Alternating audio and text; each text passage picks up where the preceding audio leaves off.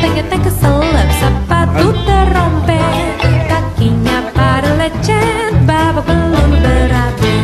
Maafkan lahir dan batin, lain tahun hidup prihatin. Cari uang jangan bingungin, bulan Syawal kita ngawinin.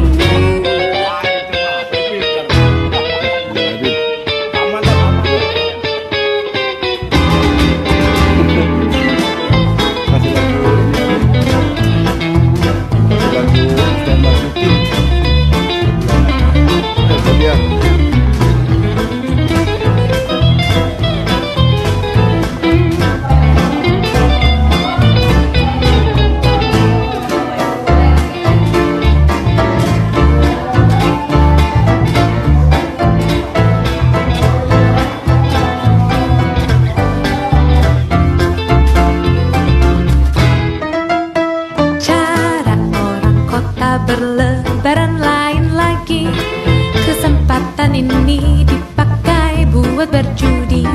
Sehari semalam main ceki, mabuk brandy, pulang sempoyongan kalah main pukul istri.